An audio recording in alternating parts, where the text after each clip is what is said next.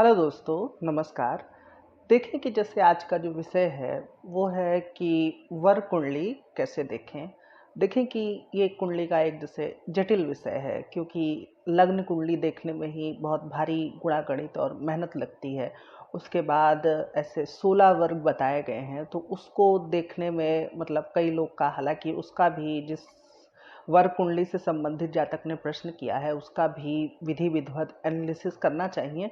लेकिन कई लोगों का ये प्रश्न रहता है कि वर कुंडली को देखने के क्या कुछ अलग नियम है या वर कुंडली को कैसे देखा जाए। तो आज मैं आपको वर कुंडली देखने के कुछ सरल नियम बताऊंगा, जिससे आप वर कुंडली के मतलब कुछ एक नियम लगा करके वर कुंडली का फल आसानी से देख पाएंगे। वैसे तो वर कुंडली के मतलब उसके भी जटिल नियम होते हैं, उसके देवता बताए गए हैं, पराश्रयी देवता, अन्य देवता। तो वो सब में हम आज नहीं जाएंगे, उस पर भी मैं कभी और वीडियो बना दूंगा। लेकिन पहले ऊपर ऊपर से या जो सामान्य नियम है वर कुंडली को देखने के और कैसे सरलता से आप वर कुंडली का फल जान सकते हैं, इस पे रहते हैं। तो देखें कि सबसे पहले तो वर कुंडली होती क्या है। वर कुंडली का अर्थ है कि जैसे किसी विशेष चीज को जब देखना हो, जैसे मान लीजिए कि दशमांश कुंडली एक पर कुंडली होती है जिसको D10 कहा जाता है। तो इसमें बताया गया कि व्यक्ति का अगर आपको प्रोफेशन देखना है, मतलब सूक्ष्मता से उसी का एक बारीकी अध्ययन करना है। जैसे कुंडली का दसम भाव आपको प्रोफेशन के बारे में बताएगा, लेकिन उसकी अगर सूक्ष्मता में जाना है तो आपको D10 चार्ट का अध्ययन करना होता है। तो उसी तरीके से वर कुंडलियाँ देखी जाती हैं। नवमान से विवाह देखते हैं, सप्तमान से हम बच्चों का व्यवहार या बच्चे कैसे होंगे, स्वास्थ्य उनका देखते हैं। द्वादशाम से माता पिता के बारे में जानते हैं। चतुर्थांश से घर के बारे में, चतुर्विंशांश से यानी D24 जो कुंडली रहती है उससे विद्या अध्ययन के बारे में, जातक के बारे में पता करते हैं। तो देखें कि इनको देखने के लिए कुछ एक जो सरल नियम है और जो कारगर नियम है। सरल नियम होने का अर्थ ये नहीं है कि वो नियम कुंडली में लगेंगे नहीं, वो भी कुंडली में लगेंगे। तो देखें कि सबसे पहला नियम है कि आप जब भी कोई वर कुंडली देखें, जैसे मान लीजिए कि आपको सबसे पहले नौमांस देखना है। हालांकि नौमांस पे बहुत सारी चीज़ें लिखी गई हैं, बताई गई हैं, पूरा गूगल यूट्यूब भरा पड़ा है। लेकिन देखें कि बहुत ज़्यादा कन्फ्यूजन ना हो, तो इसलिए शुरू से शुरू करते हैं। तो सबसे पहले कोई भी जब आप वर कुंडली देखें तो उसमें जो भाव में जो राशि पड़ रही है उसको देख लें कि वो लग्न कुंडली में 6, 8, 12 की राशि तो नहीं है। क्या अर्थ हुआ इसका। जैसे मान लीजिए कि किसी का मीन लग्न है। मीन लग्न में जैसे कि शुक्र 8वें भाव का स्वामी बनता है। मीन लग्न अर्थात D1 की बात हो रही है। D1 यानी कि लग्न में शुक्र 8वें भाव का स्वामी होगा। अब जब भी कभी किसी वर कुंडली में तुला राशि यदि लग्न में पड़ जाएगी, तो इसका मतलब कि लग्न की 8वें भाव की जो राशि है वो वर कुंडली के लग्न में आ गई, तो वो अच्छा शुभ सूचक नहीं माना जाता है। मतलब ये कि लग्न के 6, 8, 12 भाव की जो राशि होती है यदि वो वर कुंडली के लग्न में आ जाए, ये पहला नियम है कि वो अच्छा नहीं माना जाता है। एक और उदाहरण समझ लेते हैं कि जैसे मान लीजिए किसी का सिंह लग्न है। सिंह लग्न में शनि 6ठे भाव का स्वामी बनता है, जो कि 6ठे भाव की कौन सी राशि आएगी सिंह लग्न में, तो वो आएगी मकर। यानी कि वर्ग कुंडली में यदि किसी भी वर्ग में, जैसे नौमान वर्ग में आपने पाया कि सिंह लग्न में नौमान वर्ग आ गया आपका, उसमें 10वीं राशि लिखी है यानी कि मकर राशि लिखी है, यानी कि वो लग्न के 6ठे भाव की राशि वर्ग कुंडली का लग्न बन गई, तो वो अच्छा नहीं माना जाता है। इसी तरह 12वें भाव का 8वें भाव की राशि यदि वर्ग कुंडली के लग्न में पड़ जाए तो वो अच्छी नहीं मानी जाएगी। सीधा सा नियम है, कुछ नहीं आपको करना है। सबसे पहले कोई भी वर्ग देखते वक्त उसकी राशि देखनी है और ये देख लेना है कि वो राशि लग्न कुंडली के 6, 8, 12 भाव की राशि तो नहीं है। यदि वो 6, 8, 12 भाव की राशि है तो थोड़ा सा उस वर्ग कुंडली संबंधित फलों में जातक को दिक्कत आती है, संघर्ष रहता है। ये मोटा माटी आप फल कथन कह सकते हैं। अब यदि वो राशि त्रिकोण की है तो वो उस संबंधी, जैसे मान लीजिए कि नौमांश की बात हो रही है, तो यदि त्रिकोण की राशि पड़ जाए या लग्न की राशि ही पड़ जाए तो उस वर्ग कुंडली संबंधी जो फल होते हैं वो जातक को बहुत आसानी से मिल जाते हैं, या वो जातक के साथ रहते हैं, साथ निभाने वाले होते हैं। जैसे D10 में यदि 9वें भाव की राशि लग्न में पड़े तो ऐसा माना जाता है कि जातक का करियर, मतलब उसको भाग्य से ही सब कुछ करियर में सफलता मिल जाएगी। तो इस तरीके से आप देख लें कि सबसे पहले वर कुंडली में कौन सी राशि पड़ती है और अपने बुद्धि से तारतम्य कर लें कि वो राशि लगन कुंडली के लिए बेहतर राशि है या फिर खराब राशि है। अब दूसरे नियम की ओर चलते हैं। दूसरा नियम क्या है। सबसे पहला नियम तो ये हो गया। दूसरा नियम ये है कि लग्न कुंडली के जो लग्नेश होता है, जैसे मान लीजिए कि हमने कर्क लग्न ले लेते हैं, कर्क लग्न में चंद्रमा लग्नेश बनता है। तो कोई भी लग्न कुंडली का आपको लग्नेश को नोट कर लेना है और उसका क्या करना है, उसका उपयोग इसमें करना है कि आप किसी भी वर्ग कुंडली को देखेंगे। अभी हम इसको एक उदाहरण कुंडली से भी समझेंगे, लेकिन देखिए कि आप जब किसी भी वर्ग कुंडली को देखेंगे तो उसमें लग्न कुंडली का जो लग्नेश है वो कहाँ पर स्थित है, कैसी राशि में गया है, उस पर पाप प्रभाव तो नहीं है, ये सब भी बहुत मायने रखता है कि आपको उस मतलब उस वर्ग कुंडली के फलों संबंधित कैसा आपको चीजें सामना करनी पड़ रही हैं। जैसे मान लीजिए कि किसी का लग्नेश नवमांश कुंडली में छठे भाव में गया है और वो शनि के साथ बैठा है, तो ऐसा हो सकता है कि जातक का विवाह में कोई बहुत विशेष रुचि ना हो, या ऐसा हो सकता है कि जातक वैवाहिक मामले में थोड़ा सा संघर्ष की स्थिति को प्राप्त कर रहा हो, क्योंकि जन्म कुंडली का लग्नेश वर्ग कुंडली में पिटा हुआ है। तो ये एक दूसरा नियम हो गया। तीसरा नियम क्या कहता है, तीसरा नियम ये कहता है कि वर्ग कुंडली का लग्नेश, वर्ग कुंडली यानी कि जो वर्ग कुंडली आप देख रहे हैं उसका लग्न का मालिक, जैसे मान लीजिए कि किसी के दशमांश कुंडली वृषभ लग्न की है, तो ये दशमांश कुंडली यानी वर्ग कुंडली की बात हो रही है, वृषभ लग्न की है तो उसका मालिक बना शुक्र। शुक्र कुंडली में कहाँ बैठा है उसको भी एक नज़र देख लीजिए कि वो अपनी मित्र राशि में बैठा है, 6, 8, 12 भाव में तो नहीं गया है। इससे भी वर्ग कुंडली के फल, जैसे कि मान लीजिए कि वर्ग कुंडली का लगने से यदि वर्ग में बली होगा और यदि वो लग्न में भी बली होगा, जैसे मान लीजिए कि नौमांश किसी का वृषभ लग्न का बना और लग्न कुंडली में उसका मालिक, पहले तो आपको लग्न कुंडली के मालिक को वर्ग कुंडली में चेक करना है और इसका ठीक वाइस वर्सा यानी कि उल्टा भी करना है कि वर्ग कुंडली के मालिक को लग्न कुंडली में भी चेक करना है। जैसे एक उदाहरण ले लेते हैं, मान लीजिए किसी का वृश्चिक लग्न है, वृश्चिक लग्न में मान लीजिए कि लग्नेश मंगल बना, ठीक है, तो और उसका नौमांश मान लीजिए कि कन्या नौमांश बना, तो आपको देखना है कि वर्ग कुंडली का जो नौमांश हुआ उसमें आपको सबसे पहले मंगल को चेक करना है कि मंगल कहाँ बैठा है। अगर मंगल शुभ बैठा है यानी कि जातक स्वयं विवाह में मतलब ठीक ठाक उसकी पोजीशन है और जातक को विवाह सुख मिल सकता है। अब आपको चेक करना है कि नौमांश कुंडली का जो लग्नेश हुआ वो लग्न कुंडली में कहाँ बैठा है। यदि वो लग्न कुंडली में वो भी मजबूत अवस्था में बैठेगा तो हम ऐसा मान सकते हैं कि हाँ, नौमांश कुंडली भी जातक को सपोर्ट कर रही है, बेहतर फल दे रही है। तो दोनों के लग्नेश को आपको एक दूसरे की कुंडली में देखना है कि वो मतलब 6, 8, 12 भाव में तो नहीं गए हैं, मित्र राशि में अपने बैठे हैं। एक चीज़ और मैं यहाँ पे क्लियर कर दूं कि नौमांश कुंडली में आप बहुत ज़्यादा उच्च नीच पर भरोसा मत रखिए। मोटा माटी आप ये मान सकते हैं कि वो शुभ राशि में है या अशुभ राशि में। नौमांश कुंडली में उच्च नीच का कोई कॉन्सेप्ट बहुत ज़्यादा लगता नहीं है। अब तीसरे नियम पर चलते हैं, उस भाव संबंधित। जैसे मान लीजिए कि हम अब दूसरे वर्ग कुंडली को लेते हैं, जैसे मान लीजिए सप्तमांश कुंडली से बच्चों को देखा जाता है, तो सप्तमांश कुंडली से यदि बच्चों को देखा जाता है तो कुंडली में हम बच्चों को किससे देखते हैं, 5वें भाव से देखते हैं। तो जन्म कुंडली का पंचमेश सप्तमांश कुंडली में कैसा है, एक नज़र उसको भी देखना पड़ता है। फिर जो वर्ग कुंडली है उसका पंचम भाव कैसा है, मतलब उसके पंचम भाव में कोई पाप ग्रह तो नहीं बैठा है, इसको भी देखना है। लेकिन ये जितने नियम मैं नीचे बढ़ता जा रहा हूँ, ये सारे नियम मतलब धीरे धीरे पहले नियम के मुकाबले थोड़े से कम वैल्यू रखते हैं। हालांकि इनका भी महत्व है लेकिन उतना महत्व नहीं है जितना पहले। धीरे धीरे जो जो मैंने नियम बताए हैं तो उसको आप ध्यान में रखिए। तो आपने जैसे कि पंचमांश कुंडली भी देख ली कि पंचमांश कुंडली के जो 5वां भाव है वो सुधरा हुआ है, उस पर किसी पाप ग्रह का प्रभाव नहीं है, उसमें शुभ ग्रह बैठे हैं। या फिर लग्न कुंडली का जो 5वें भाव का स्वामी बनता है वो सॉरी सप्तमांश कुंडली में, पंचमांश वो मैंने गलती से बोल दिया था। तो देखें कि जैसे मान लीजिए कि आपने देखा कि सप्तमांश कुंडली के 5वें भाव में आपने नज़र डाली और देखा कि इस 5वें भाव में किसी पाप ग्रह की स्थिति नहीं है, और लगन कुंडली के जो 5वें भाव का स्वामी है वो भी सप्तमांश कुंडली में सुधरा हुआ है, यानी कि अपने मित्र राशि में गया है, शुभ ग्रहों के साथ बैठा है, तो मोटा माटी ये संतान संबंधित अच्छे फलों की ओर इंगित करता है। अच्छा, अब दूसरी चीज़ बात करते हैं। जैसे कि ये सब तो हो गई बात, अब म्यूचुअल पोजीशंस की बात करते हैं। म्यूचुअल पोजीशंस का क्या अर्थ है? म्यूचुअल पोजीशन का अर्थ होता है जैसे ग्रहों की आपस की स्थिति क्या है।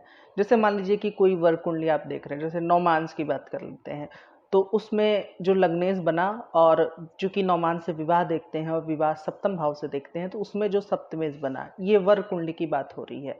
हालांकि ऐसा लग्न कुंडली में भी देखना चाहिए लेकिन अभी उसको रहने देते हैं। तो वर्ग कुंडली में आपने देखा कि वर्ग कुंडली का लग्नेश, और चूंकि वर्ग कुंडली नौमांश की देख रहे हैं तो उसका हम सप्तमेश लेंगे। लग्नेश और सप्तमेश आपस में कैसे बैठे हैं। जैसे मान लीजिए कि वो एक साथ बैठे हैं, शुभ फल कहिए, अच्छा फल कहिए। अब 6, 8, 12 में एक साथ ना बैठे हों, वरना वो दोनों लोग आपस में संघर्ष करेंगे। वैवाहिक जीवन चलेगा लेकिन संघर्षमय तरीके से चलेगा। तो देखें कि वो दोनों ग्रह आपस में कैसे बैठे हैं। यदि वो 2, 12 बैठे हैं तो अच्छा नहीं है। 6, 8 की स्थिति में बैठे हैं तो भी अच्छा नहीं है।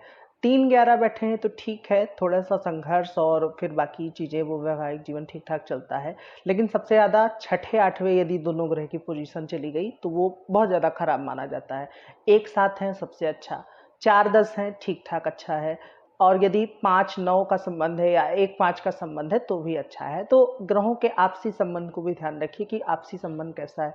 ये लग्न कुंडली में भी चेक करना चाहिए, जैसे लग्नेश और सप्तमेश आपस में कैसे बैठे हैं, ये उसमें भी चेक करना चाहिए। लेकिन ये वर्ग कुंडली का जो नियम है वो मैंने आपको बताया। तो देखें कि इन सब नियमों को जब आप क्लब करेंगे या एक साथ लगाएंगे तो आपको मोटा माटी वर्ग कुंडली के फल का पता चल जाएगा। अच्छा, एक बात और इसमें रह गई कि जैसे वर्ग कुंडली का जो भी पहला भाव होता है, वो लग्न भाव जो भी वर्ग कुंडली का होता है, उसमें यदि कोई ग्रह स्थित होता है तो उसका भी बहुत ज़्यादा विशेष प्रभाव पड़ता है। जैसे मान लीजिए कि जैसे किसी का दसमांश है, दसमांश में गुरु लग्न में बैठा है, तो ऐसा हो सकता है कि जातक का प्रोफेशन टीचिंग का हो या कंसल्टेंसी का हो, गुरु से संबंधित कार्य जातक कर सकता है।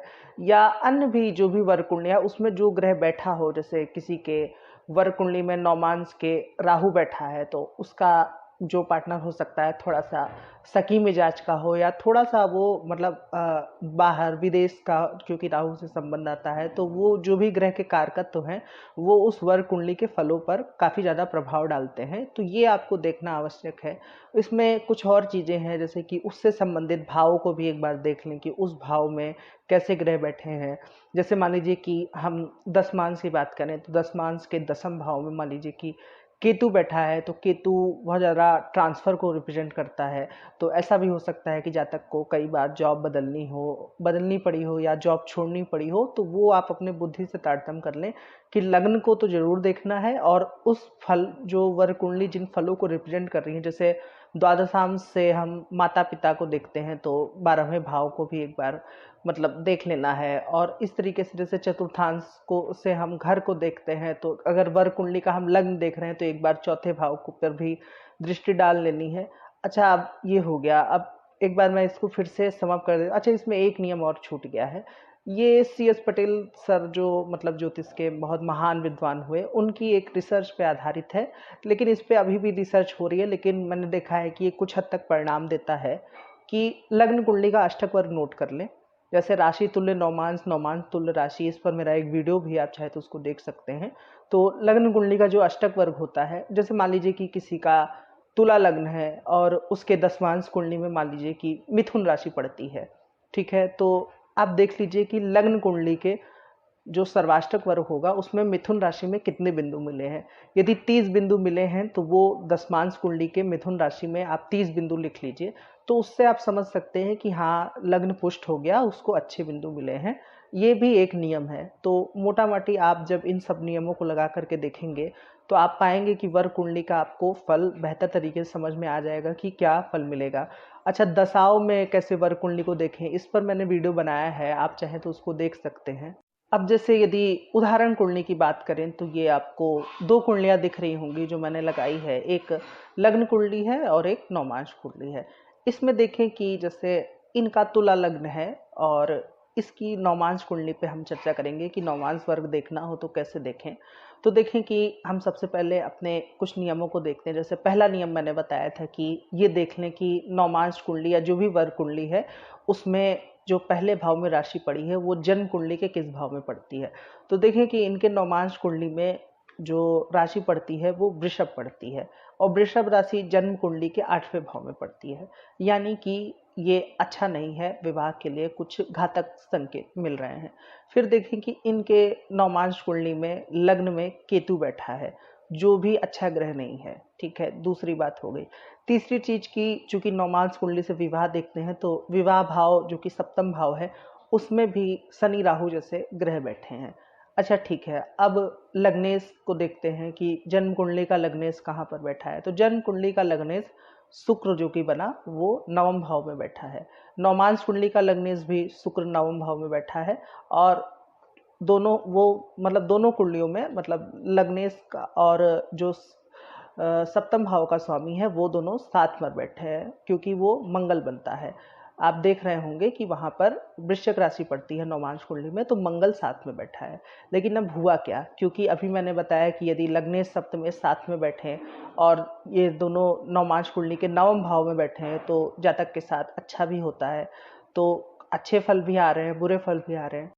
तो ये एक जातिका की कुंडली है, और इसमें हुआ क्या कि पहले इनका डिवोर्स हो गया, क्योंकि केतु विच्छेद का कारक है और वो लग्न में बैठा है, तो इनका एक डिवोर्स हो चुका है। लेकिन चूंकि नवमांश कुंडली का लग्नेश और सप्तमेश नवमांश में साथ बैठे हैं, लगन कुंडली के भी जो लग्नेश सप्तमेश बैठे हैं वो नवमांश कुंडली में एक तरीके से देखें तो साथ में बैठे हैं। तो इससे हुआ क्या कि इन्होंने दूसरा विवाह किया, और दूसरा विवाह इनका अभी तो ठीक ठाक से चल रहा है। तो देखिए कि इस तरीके से ये कुंडली फलित होती है कि पहले क्योंकि जो कुछ बुरे फल थे वो भी इनको मिले, लेकिन कुछ सपोर्टिव फल भी थे, जैसे कि लग्नेश और सप्तमेश साथ में नवम भाव में बैठे हैं, तो इस वजह से इनका दूसरा विवाह भी हो गया, ठीक ठाक से चला। तो इस प्रकार आपने देखा कि ये कैसे फलित होता है। इसको मैं एक बार फिर से समअप कर देता हूँ कि इसको सबसे पहले क्या क्या देखें। तो सबसे पहले आप वर कुंडली के भाव को देख लें कि उसमें कौन सी राशि पड़ती है। वो D1 के 6, 8, 12 भाव के स्वामी की राशि तो नहीं है। उसके बाद ये देख लें कि भाव पर कैसे ग्रहों का प्रभाव है, जैसे कि गुरु का प्रभाव है, चंद्रमा का प्रभाव है, तो अच्छा है। यानी लग्न कुंडली के कारक ग्रहों का यदि वर कुंडली के भाव पर प्रभाव होता है, जैसे मान लीजिए कि कोई ग्रह है जो लग्न का त्रिकोणेश बनता है, वो वर कुंडली को देख रहा है, तो वो अच्छा माना जाएगा।